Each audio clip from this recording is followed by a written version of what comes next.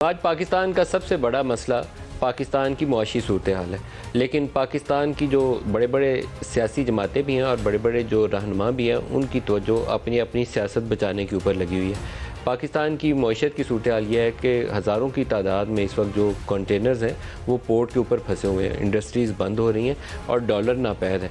तो आज काबीना से तवक्को की जा रही थी कि काबीना as a matter of principle उन डिसीजंस की तरफ अपनी मोहर तस्दीक सब्त कर देगी जिनके ऊपर कई महीनों से कहा जा रहा है कि IMF मुतालबा कर रहा है और हुकूमत गुरेज कर रही है।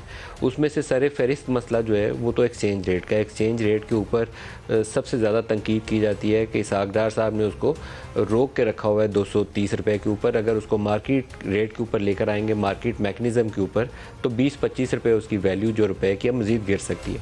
अब इसके अंदर एक कैच है। कैच ये है कि जैसे ही रुपये की कदर नीचे गिरेगी तो इन्फ्लेशन ऊपर जाएगी। इन्फ्लेशन ऑलरेडी कुछ 30% के करीब पाकिस्तान में घूम रही है, लेकिन आपको रुपए को मुस्तकम रखने का फ़ायदा तब होता है जब आपके पास ख़जाने के अंदर कुछ 40-50 अरब डॉलर के रिजर्व पड़े हों, आपकी बरामदात बढ़ रही हो, मुल्क के अंदर सरमायाकारी हो रही हो। लेकिन इसी अरसे में हुआ यह है कि जो रिमिटेंसेस पाकिस्तानी भेजते थे ओवरसीज़ से, क्योंकि रुपए की कदर जो थी वो ओपन मार्केट के अंदर आपको 250 के करीब मिलता है डॉलर, तो इंटर बैंक के अंदर वो 230 मिल रहा है, तो वो पैसा कुछ 400 मिलियन डॉलर पर मंथ तकरीबन नीचे गिर चुका है। वो 3 अरब डॉलर के करीब जा चुके थे, हम अब नीचे गिर चुके हैं। 400 मिलियन डॉलर पर मंथ हमने गंवाना शुरू कर दिया। इसी तरीके से बरामदात के अंदर भी 400 मिलियन डॉलर पर मंथ पैसा नीचे चला गया। अब बरामदात पाकिस्तान से कम हुई हैं या अंडर इन्वॉइसिंग करके पैसा दुबई में या ऑफशोर लोकेशंस पे रोक लिया गया और उसको बाद में किसी और तरीके से हुंडी हवाला के ज़रिए आ सकता है, रिमिटेंस करके आ सकता है, और वो बाद में जब मार्केट के अंदर रेट ऊपर चढ़ेगा तो फिर भी लाया जा सकता है। ये डिस्टॉर्शन क्रिएट हो गया, 3 रेट मार्केट के अंदर आ गए। तो IMF वालों की अवलीन शर्त थी कि आप एक्सचेंज रेट को मार्केट बेस बनाएं।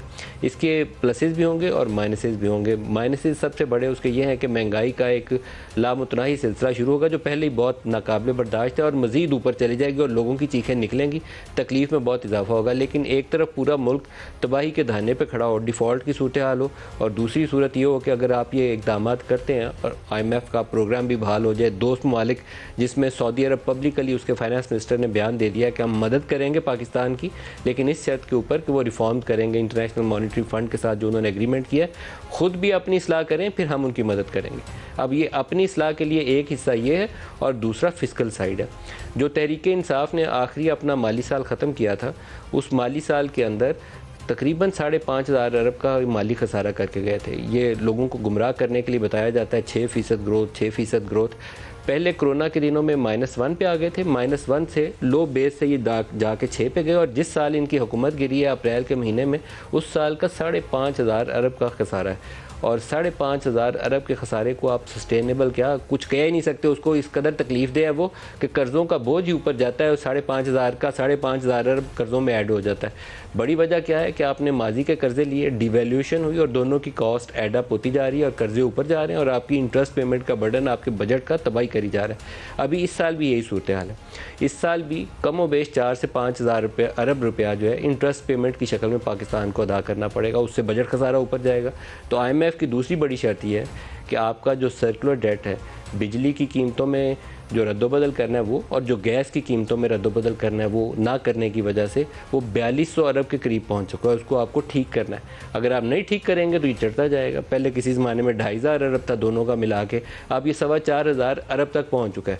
आप इसको भी ठीक करें और जो टैक्सेशन मेयर्स हैं उसको भी लेकर आएँ। अब टैक्सेशन मेयर्स में सबसे बड़ा जो मुझे 2 एरियाज़ नज़र आते हैं पोटेंशियल जिनमें नज़र आता है, एक रिटेल ट्रेड है जो PMLN की वो वोट बैंक है, उसको वो हाथ नहीं डालते। टैक्स लगा भी हुआ था, मरियम नवाज़ की फरमाइश के ऊपर मिफ्ता ने उसको हटा दिया। और दूसरा वो सारों से तगड़े हैं वो पाकिस्तान में, उनको कोई हाथ नहीं डाल सकता, वो है रियल इस्टेट। रियल इस्टेट में इमरान खान ने शायद पाकिस्तान की तारीख की सबसे बड़ी जो इक़्तिसादी फ़ैसले नाकिस किस्म के किए, उसमें से एक फ़ैसला ये किया कि ब्लैक मनी को खुली छूट दे दी कि वो रियल इस्टेट में आए और पैसा लगाए। कोई पाकिस्तान में इस वक्त कारोबार नहीं चलता सिवाय रियल इस्टेट के। जितना पाकिस्तान का सरमाया था, जो टेक्सटाइल मिल्स चलाते थे उन्होंने भी हाउसिंग सोसाइटी बना ली है, जो बैंक चलाते थे उन्होंने भी हाउसिंग सोसाइटी बना ली है, बड़े बड़े जो ज़मींदार थे उन्होंने ज़री ज़मीनों को रियल स्टेट में कन्वर्ट कर दिया।